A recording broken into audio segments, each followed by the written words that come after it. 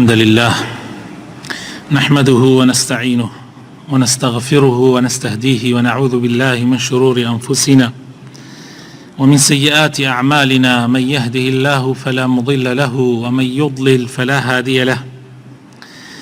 وأشهد أن لا إله إلا الله وحده لا شريك له، وأشهد أن محمدا عبده ورسوله. اللهم صل على حبيبنا محمد وعلى آله وصحابته أجمعين. يا أيها الذين آمنوا اتقوا الله وقولوا قولا سديدا يصلح لكم أعمالكم ويغفر لكم ذنوبكم، ومن يطع الله ورسوله فقد فاز فوزا عظيما. ڕێزداران و مسلمانانی خۆشەویست، لە زنجیرە باسەکانی باشترین سەرمەشق ئەمڕۆ باسی دنیانەویستی ڕەسوول الله ئەکەین صلی الله عليه وسلم، زهد النبی صلی الله عليه وسلم. یەکێک لە بەڵگەکانی نبووەت و ڕاستیەتی پێغەمبەرایەتی پێغەمبەری خوا صلی الله عليه وسلم دنیانەویستی پێغەمبەرە و پشتکردنی لە دنیا بە تەماحی ئەوەی کە پاداشتی قیامەتی دەستکەوێ. ئەگەر پێغەمبەری خوا صلی الله عليه وسلم حاشاه و کەسێکی درۆزن بوایە دوور لە ئەوە هەرگیز دنیای بەفیڕۆ نەئەدا و پشتی لە دنیا نەئەکرد، بەڵکو وەکو هەر ئەوانەی کە لە دنیاە بۆ دنیا کردویانە پێشا دنیای خۆیانیان پێ ئەڕازانەوە. بەڵام پێغەمبەری خوا صلی الله عليه وسلم ئەگەر تەماشای ژیان نامەکەی بکەین، دنیانەویستی تەواو تەواوی پێوە دیارە و بەڵگەشە لەسەر ئەوەی کە ئەم پێغەمبەرە هەرگیز تەماحی دنیای نەبووە، بەڵکو هەموو کۆششەکانی بۆ بەدەستهێنانی پاداشتی قیامەت بووە. یەکەم شتێک کە ئێمە بەدی ئەکەین لە پێغەمبەری خوایە صلی الله عليه وسلم هەمان گفتاری پێغەمبەرەکانی پێش خۆی دووبارە ئەکاتەوە کە ئەفەرمێ: قل ما أسألكم عليه من أجر وما أنا من المتكلفين. سورة صاد آياتي 86. أفرمي خواهي تعالى أفرمي بيان بلي بخلقي من هەرگیز داوای ئەجر و پاداشتان لێ ناکەم لەسەر ئەم پەیامە کە بۆتانم هێناوە، لەسەر ئەم باسانەی کە بۆتانم هێناوە. من بەتەمای ئەوە نیم ئێوە کرێم دەنێ لەسەر قسەکانم، لەسەر بانگەوازەکەم ئێوە کرێم بنێ. نەوەڵڵاهی هیچ تەکلیفێکیش ناقەمە سەرتان، بەڵکو ئەمە پەیامی خوایە و واجبە لەسەر شانی من کە ڕای بگەێنم بە ئێوە و چاوەڕوانی پاداشتی پەروەردگارم نەک ئێوە. بۆیە هەرگیز پێغەمبەر صلی الله عليه وسلم تەماحی ئەوە نەبووە خەڵک زەکاتی باتێ، سەرفترەی بداتێ، خەڵک یارمەتی بدا، هاوکاری بکە. نەوەڵڵاهی هەرگیز. وەکو پێغەمبەرەکانی تر کە پێشی ئەو هەمان ڕێبازیان هەبوو. ئیسا گە تەماشای مؤمنی ئال یاسین بکەین، ئەوەی کە لە سورەت یاسینە خوای تەعالا باسیەکە کابرایەک هەبوو ئیماندار بوو، نەسیحەتی قەومەکەی خۆیە کرد کە شوێنی پێغەمبەرەکان بکەون. جائی فەرموو: قال يا قوم اتبعوا المرسلين اتبعوا من لا يسألكم أجرا وهم مهتدون. أي فرمو قومكم شوێنی پێغەمبەرەکان بکەون، شوێنی ئەو زاتانە بکەون کە هیچ کرێیەکیان ناوێ، هیچ پاداشتێکی دنیاییان لە ئێوە ناوێ و ڕێپیشاندەر و ڕێپیشاندراویشن، هادی و مهتەدین. بۆیە یەکەم یا ئەتوانی بڵێ لە گەورەترین بەڵگەکانی نبووەت و پێغەمبەرایەتی پێغەمبەری خوا صلی الله عليه وسلم ئەوە بووە کە وەکو پێغەمبەرەکانی پێشی خۆی ئەمیش داوای کرێی لە خەڵک نەکردووە و دنیایشی نەویستووە بەڕاستی. ئەگەر تەماشایەکی ژیانی پێغەمبەر بکەین صلی الله عليه وسلم والله عجب العجابتان پێشاوەکەوێ، یعنی دەرەکەوێ ئەم پیاوە ئەم زاتە مبارەکە صلی الله عليه وسلم تەنها لە دنیا ویستوێتی بەس بژێ بۆ گەیاندنی پەیامەکەی خوا و هیچ مەبەستێکی تری نەبووە، بەس بژێت بە کەمترین ژیان بۆ گەیاندنی پەیامەکەی خوای پەروەردگار. تەماشاکن بەردەوام پێغەمبەری خوا صلی الله عليه وسلم ئەم دوعای دووبارە ئەکردەوە، زۆر جار داوای لە خوای تەعالی ئەکرد و ئەپاڕایەوە ئەی فەرموو خوایە اللهم أحيني مسكينا وأمتني مسكينا واحشرني في زمرة المساكين يوم القيامة. خوايا بهجاري بمجينا بهجاري بمرينا لريزي هجاران حسابا بوبك للرجي قيامته. إمامي ترمذي وإمامي ابن ماجه كوملك لا راوي كان أم حديثا جرنو وألبانيش أفرمي حديثك صحيحة لصحيح ابن ماجه 3328. يعني في غمر صلى الله عليه وسلم داوای کردووە خوا هەژاری کە خەڵک داواکە خوا دەوڵەمەندی کە پێغەمبەری خوا صلی الله عليه وسلم داوای کردووە لە ژیانە ئەوەنەیە بێ کە بژێ بتوانێت پەیامەکەی خوا بگەێنێ و سەربەرزی. خوای تەعالی مخەیەری کرد لە بەینی ئەوەی لە ژیانی دنیایە وەک مەلیکێکی ڕەسوول بژێ یان وەکو عەبد و بەندەیەک و کۆیلەیەکی ڕەسوول، کامیانی پێ باشە؟ وەکو سولەیمان و داود عليهما السلام مەلیک بێ و ڕەسوول بێ، یعنی مەلیک و پادشا بێ و پێغەمبەر بێ، یان وەکو عیسا عليه السلام بەندەیەکی پێغەمبەر بێ کۆیلەیەکی پێغەمبەر بێ. لە حەدیثی صحیح هاتووە ئەبوو هورەیرە خوای ڕازی بێ گەڕێتەوە بۆمان کە حەدیثەکە شێخ ئەلبانی لە سلسلەی صحیحە ژمارە 1002 ئەیهێنێتەوە ئەفەرمێ خوای تەعالی مەلائیکەیەکی بۆ لای پێغەمبەر نارد فەرمووی ئەی محەممەد خوای تەعالی منی بۆ لای تۆ ناردووە ئەتەوێ پادشایەکی پێغەمبەر بی یان وەکو بەندەیەکی پێغەمبەر بی؟ ئەفەرمێ تەماشای جبریلی کرد پێغەمبەر صلی الله عليه وسلم جبریل فەرمووی نزمەکەیان هەڵبژێرە. سبحان الله، فەرمووی نزمەکەیان هەڵبژێرە. پێغەمبەری خوای صلی الله عليه وسلم فەرمووی بەل عەبدەن ڕەسوولا، بەڵکو ئەمەوێت کۆیلەیەکی پێغەمبەر بم، یعنی کۆیلەیەک پێغەمبەر نەک پادشایەک پێغەمبەر. ئاخر پێغەمبەران هەندێکیان پاشا بوون و پێغەمبەر بوون، هەندێکیانیش عەبدێکی بەسیط بوون پێغەمبەر بوون. با بڕۆین تەماشای حاڵی پێغەمبەر بکەین صلی الله عليه وسلم کە لە دەرسەکانی پێشووش هەندێکمان ئاماژە پێکرد، بەڵام ئیسە تۆزێ ڕوونتر وازەحتر باسیەکەین. حیاتی پێغەمبەر صلی الله عليه وسلم لەناو ماڵە کە ئەمە لە کاتی پێغەمبەرە سەحابە نزیکەکانیش نەیانەزانی ئیلا ئەوانەی کە لەگەڵ پێغەمبەرە ژیاون خێزانی ئەبوو هورەیرە کە زۆربەی جار خزمەتی پێغەمبەری کردووە ئەنەس ئەمانە پیانزانیوە. ئیتر چ جا سەحابە دوورەکان کە هەمویان ئامادە بوون خۆیان و ماڵ و مناڵیان بکەنە قوربانی پێغەمبەر صلی الله عليه وسلم، بەڵام پێغەمبەری خوا صلی الله عليه وسلم ئەوەی نەئەویست. تماشاك أبو هريرة أفرمي ما شبع آل محمد صلى الله عليه وسلم من طعام 3 أيام حتى قبض. إمام بخاري إجرة الجمارة 5374 أفرمي آل محمد يعني بيغمر بن مالكي بيغمر صلى الله عليه وسلم لخواردن قد سير بسر يكا لخواردن تير نبون. إمام عمر روجي كان پێغەمبەری خوا صلی الله عليه وسلم ئەبینێت زۆر برسێتی، تەنانەت خورمای خراپیشی نییە بیخوا، خورمای خراپ، یعنی خورمایەوە ئێستا لای خۆمان فڕا ئەدرێکرێتە بەر حیوان، ئەلەوەش دەست نەکەوتووە پێغەمبەری خوا صلی الله عليه وسلم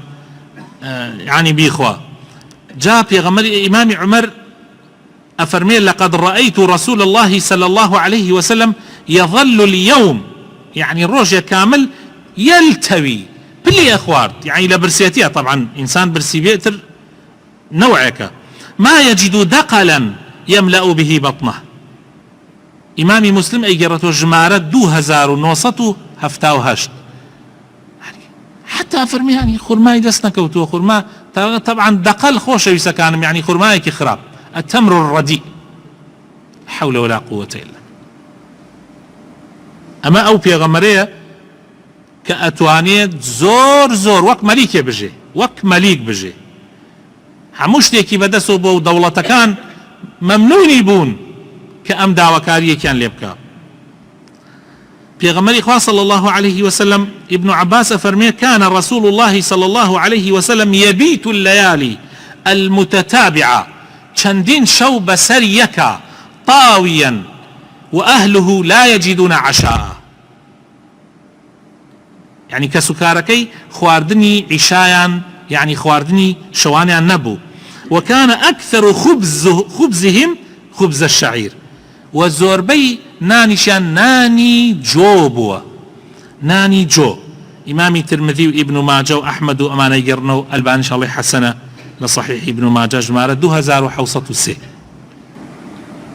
سهلي كري سعد أفرمي برسيارم كرت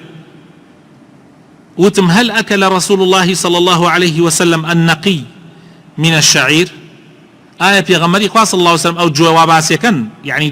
جویان هبوا خواردنی مال پیغمبر صلى الله عليه وسلم جو بوا آية ام جوی و ایسهیا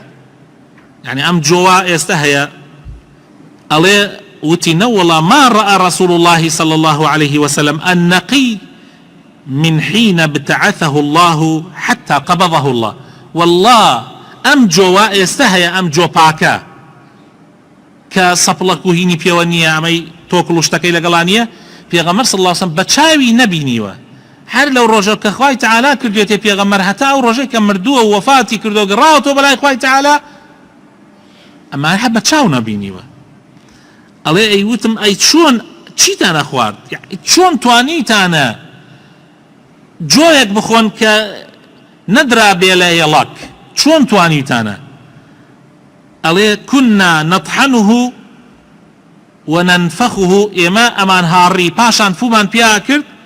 اكتر تشي برواية الرويشتو تشيش بما يتوا بأو ترمان أكرد يعني كأمان كرد بناني جو نأخري على الرقية مجبور ترمان أكرد بطريقة بان خوارد. أما إمامي بخاري قررته لجمارة بينصتو 5413 خاتو عائشة دايكي إيمان داران رضاي خواي ليبي كلمالا لقل بيغمرها صلى الله عليه وسلم جياوا علي عروة برسياري ليكد عروة خوارزايتي يعني كري أسماء إيش خشكي عائشة علي برسياري ليكد درباري حالي مالكاني بيغمر صلى الله عليه وسلم حالي مالكاني بيغمر صلى الله عليه وسلم واتان زانية چيه مالكاني بيغمر صلى الله عليه وسلم اويا پیغمبر صلى الله عليه وسلم لقشت ركنێکی مكة مدينة قصرێکی دروست کردێت 3 قاتی و 4 قاتی و نازانم چی و هەر ژنێکی خستۆتە ماڵێک نه والله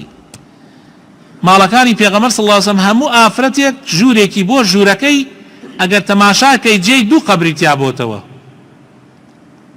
بەحاڵ جێ قبری سێمی تیا بۆتەوە پیغمبر صلى الله عليه وسلم ابو بكر و عمر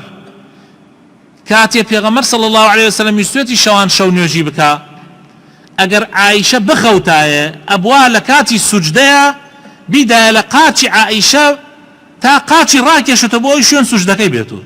او ما لقي عائشة بوا هي مو تشي حالين اما حجرة كاني پیغمبر صلى الله عليه وسلم ما لكاني پیغمبر صلى الله عليه وسلم ما الله بوا حجرة بوا جور بوا جوري بوچوك سورة حجرات لسر او دابزية حجرات يعني حجرتان مالي في غمر صلى الله عليه وسلم افرمي حالي مالتان شون بوا منك بورا ايش افرمي كري خشكم جاري واهبو سيدان مان اما چاوران من اكد بسر يكا اما انا دسي بيكرد ماني دهاتو اهاتا سرا ماني دهاتو يعني سيد سرمان چاوران مانا کرد تا چێشتێ بکەین 3 سەرمانگ يعني 3 سەرمانگ يعني 2 مانگ بەسەر یەکۆ چونکە 3 سەرمانگە کا 2 مانگ 3 سەرمانگ ئێمە چاوەڕوانمانە کرد 3 أهلة في شهرين وما أوقدت في أبيات رسول الله صلى الله عليه وسلم نار عرووتي أي بورا ئەی چۆن ئەژیان بەچی ئەژیان ئەی فەرموو بە خورما و بە ئاو بەڵام پێغەمبەری خوا صلی الله عليه وسلم بۆ خوا بە ئەم قسەشە بکەم ئەمە عایشە فەرمێ دراوسەیەکیان هەبوو لە ئەنسار جار بزنەکانیان بە مەنیحە ئەدا بە پێغەمبەر صلی الله عليه وسلم شیرەکەی بدۆشیایە ئێواران کاتی ئەهاتەوە بزنێکیان داوە ماڵی پێغەمبەر صلی الله عليه وسلم شیرەکەی بدۆشیایە بۆ خۆی و بۆ خێزانەکانی ئەلەوە لەو شیرەشمان ئەخوار جار ئەمە ئیمامی بوخاری ئەیگەڕێتەوە ژمارە 2667 ئیمامی موسلیمی ژمارە 2972 پاش وفاتی پێغەمبەر صلی الله عليه وسلم بە ئەبوو هورەیرە بانیان کرد پیانود ئەبوو هورەیرە خوای لێ ڕازی بێ بێ دعوت دەکەین کاتێ چوو تەماشای کرد مەڕێکیان خستۆتە سەری سوورێکەنەوە ئەوەی کە سوور ڕێدەن و ئەمانە ئەڵێ ئەبوو هورەیرە هەڵسیاوتی کەمە شوێنی من نییە قەسەم بەخوا پێغەمبەری خوا صلی الله عليه وسلم تێرزگی خۆی جۆی نەخواردتا وفاتی کرد ئیسا منیش دانشم نەیخوارد یعنی سەحابەکان حەزیان کردووە وەکو پێغەمبەری خوا بن صلی الله عليه وسلم من ناڵێم حرامە بیخۆی حرام نییە مادام حەڵاڵ بێ حەڵاڵە بەڵام سەحابەکان ئەیانویست لەگەڵ پێغەمبەرا بن لە بەهەشتا وەک ئەو بن ئەمە ئیمامی بوخاری گێڕێتەوە ژمارە 5414 زۆر جار من ئەم حەدیثەم باس کردووە دوو کچ لەگەڵ دایکیانە ئەچنە ماڵی پێغەمبەر صلی الله عليه وسلم بۆ سوالکردن بۆ داوا هیچیان نییە عایشە ئەفەرمێ گەڕام لە ماڵە هەرچیم کرد لە 3 دانە خورما زیاتری چم نەدۆزیەوە 3 دانە خورما لە ڕێوایەتێکی ئاڵێ خورمایەک بە لە ڕێوایەتێک ئاڵێ 3 دانە خورما ئێمە سێکە باسەکەین ئەڵێ هەر دانەیەکم دا بە دایکەکەیان دانەیەکشم بە دوو مناڵەکە ئەڵێ دوو مناڵەکە هەردوویان خورماکەیان خوارد دوای دایکەکە تەماشایانی کرد کە ئەوان خواردیان و داواکەن ئەڵێ ئەم خورماکەی تریشی لەت کرد کوتێکی تری دا بەم مناڵەکە کوتێکی تا بە مناڵەکە هیچی بۆ خۆی نەیەڵاوە ئەڵێ کاتێ پێغەمبەری خوا صلی الله عليه وسلم هاتەوە بۆم باس کرد پێغەمبەری خوا صلی الله عليه وسلم فەرمووی هەر کەسێ خوا ئیمتیحانی بکا بە مناڵی بەم شێوازە بە کچ و ئاوا باش بێ لەگەڵیانە لە ئاگری جەهەنم سترێکە یعنی ئەو مناڵانە ئەبنە ستر ئەبنە قەڵغان ئەو دایکەیان ئەو باوکە لە ئاگری جەهەنم ئەپارێزی ئیمامی بوخاری و ئیمامی مسلم ئەیگێڕنەوە بوخاری 1418 مسلمیش 2629 ئەم حەدیثانە هەمووی چی ئەگەیەنێ هەمووی ئەوە ئەگەیەنێ ماڵی پێغەمبەر حاڵی چۆن بووە ڕۆژێکیان وەکو لە صحیحی بوخاریە هاتووە ژمارە 3798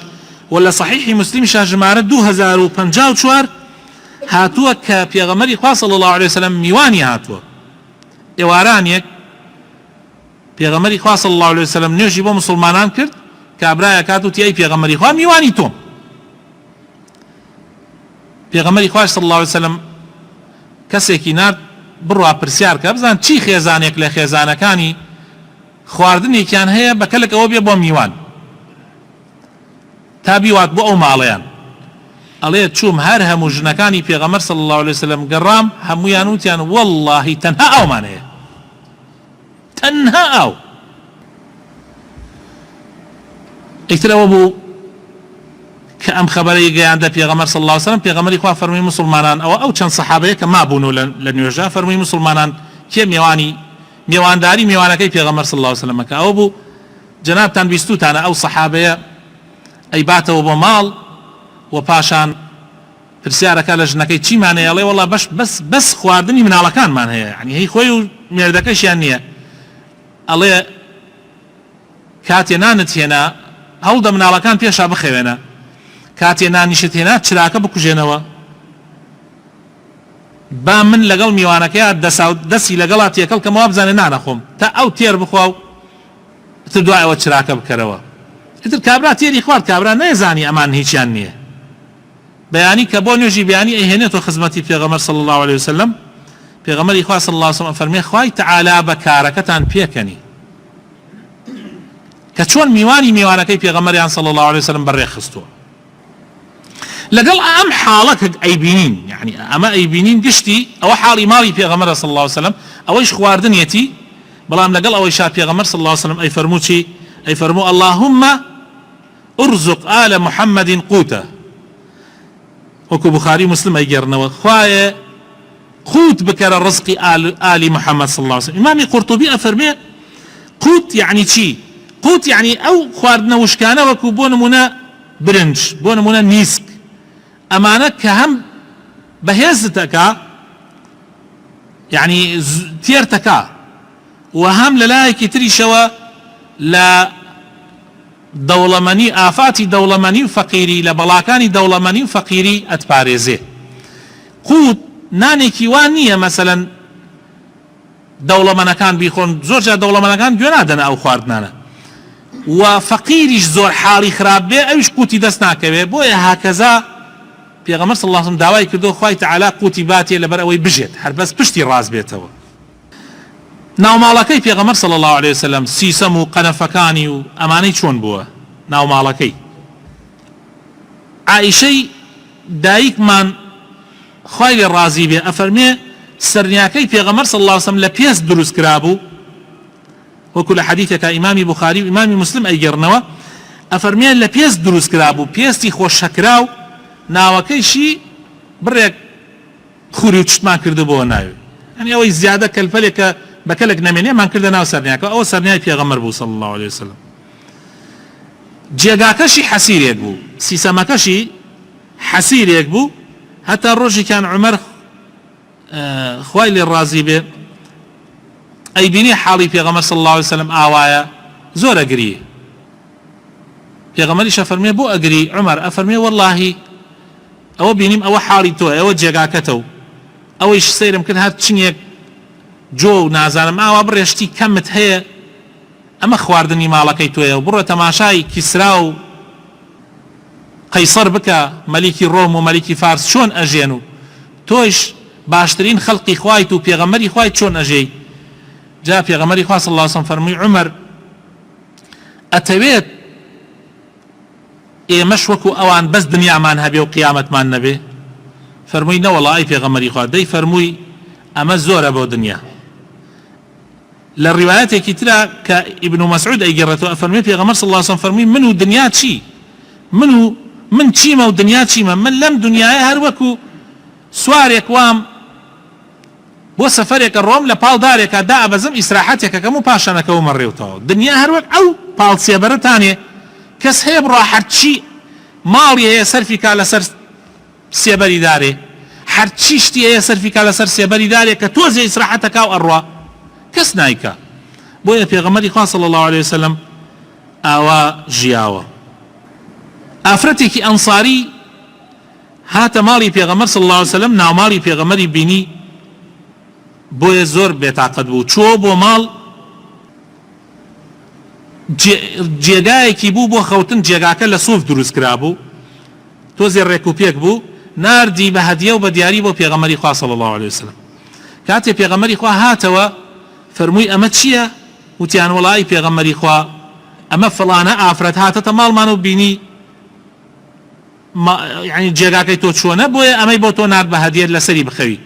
فەرمووی بیگێڕەوە سوێن بەخوا، فوالله لو شئت لأجر الله علي جبال الذهب والفضة، والله ئەگەر بمەوێت داوا لە خوا بکەم خوای تەعالا کێوی ئاڵتون و زیوم لەگەڵا ئەخاتە ڕێ. بیگێڕەوە ئەفەرمێ ئەمانیش گەڕانیانەوە بۆ ئافرەتەکە وتیان پێغەمبەری خوا صلی الله علیه و سلم ڕازی نەبووە. طبعا ئەم ژیانە قورسە لەسەر ئافرەت ها، ئەمە پێغەمبەری خوا صلی الله علیه و سلم خۆی ئەم ژیانەی هەڵبژاردەوە بۆ خۆی، طبعا ژنەکانی قورسە لەسەریان. بۆیە خوای تەعالا لە قورئانی پیرۆزە داوا لە پێغەمبەر ئەکا صلی الله علیه و سلم ژنەکانی مخەیەر بکە لە بەینی ئەم ژیانە کە ئەو هەڵی بژاردووە و لە بەینی ژیانی خۆشی. ئەویش بەچی؟ بەوەی تەلاقیانەدا و هەر کەسێ بڕاتەوە ماڵی خۆی بەخۆی شوو بکاتە هەر کەسێک کە پێی خۆشە. ئەمە بەر لە ئەوەی ژنەکانی پێغەمبەر صلی الله علیه و سلم خوای تەعالا بڕیار بدا کە دایکی ئیماندارانن و نابێ شوو بکەنە هیچ کەسێ لە ئیمانداران. جا پێغەمبەری خوا صلی الله علیه و سلم عایشە ئەفەرمێ یەکەم کەسێک لە ژنەکانی منی مخەیەر کرد، بانگی کردم فەرمووی خوای تەعالا لە قورئانی پیرۆزە ئاوا فەرمێ قل إن كنتن تردن الحياة الدنيا وزينتها فتعالين أمتعكن وأسرحكن سراحا جميلا. وأجر خواو بيغمري خواشتانا بي أو أبي راضي بن بما فرموي بليش مكة لجواب دانوا تا برز بدايك وباوكتكي عائشة بلا مكة برز بك وأمجا الله يوتم أي بيغمري خوا لما برون برز بكم هرگيز من خواو بيغمري خوا هلا بجرم من خواو بيغمري خوا هلا بجرم أفرمي همان پرسیاری لەژنەکانی تریشی کرد هەموویان وتیان ئێمە خوا و پێغەمبەری خوا هەڵە بژێرین وەکو ئیمامی بوخاری ئەیگەڕێتەوە لە حەدیثی ژمارە 4786 و ئیمامی مسلمیش لە 1475. فاتیمەی کچی هاتوتی ئەی پێغەمبەری خوا باوە فاتیمە هەم گەنج بوو هەمیش لە ماڵی پێغەمبەرا زۆر عەزیەت نەئەدرا بەس کاتێ شووی کرد بە عەلی طبعا أبي ترجني مال به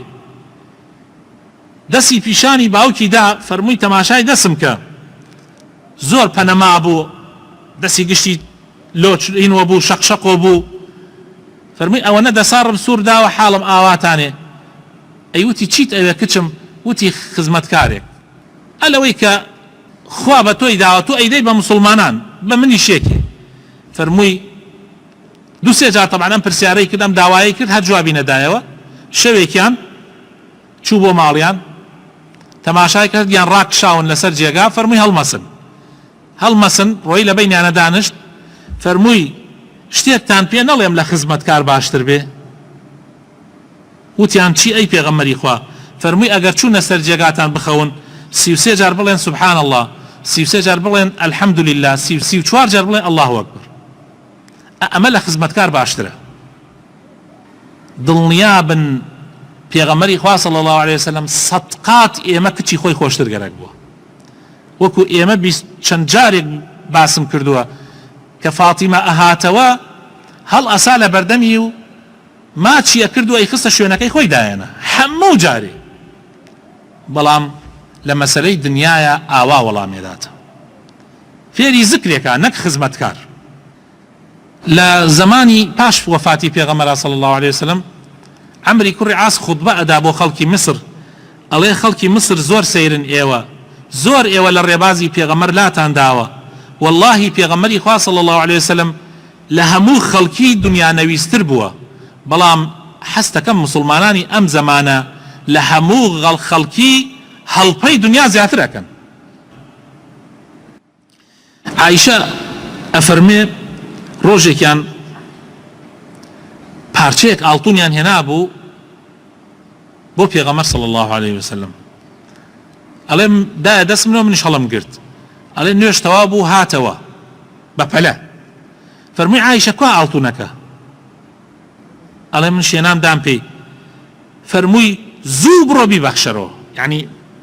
پارچەی کە یامزان تەرتیبێکی بکە بە شێوەیەک بیبەخشەرەوە ئەڵێ وتم بۆ ئەوە یعنی وە پەلە ئەمانە فەرمووی ما ظن محمد بالله لو لقي الله عز وجل وهذه عنده أنفقيها فەرمووی ئەگەر من ئێستا مردم و گەیشتم لای خوای تعالی خوا چی ئەڵێ بە محەممەد ئەڵێ ئاڵتونەکەت لە بن ماڵە دانا نەدبەخشی زوو بڕۆ بیبەخش خۆ یعنی ئەو کەسەی کە هێناوێتی لەوانەیە بۆ پێغەمبەر خۆی هێنابێتی بەڵام پێغەمبەری خوا صلی الله علیه وسلم ئاوا معاملە ئەکا لەگەڵ دنیایە. پاش وفاتی پێغەمبەر صلی الله عليه وسلم چی بەجێهێڵا پێغەمبەری خوا صلی الله عليه وسلم دایکی ئیمانداران جوەیریە برایەکی عەمری ناوە ئەو ئەگەڕێتەوە ئەڵێ ما ترك رسول الله صلى الله عليه وسلم عند موته درهما ولا دينارا ولا عبدا ولا أمة ولا شيئا إلا بغلته البيضاء وسلاحه وأرضا جعلها صدقة. پێغەمبەری خوا صلى الله عليه وسلم كوفاتي كرد نا دينار و درهمي بجيلا نا عبدو نا كويلو نا كنيزكو أماني هيچ نبو إلا حشترە سپیەکەی لەگەڵ چەکی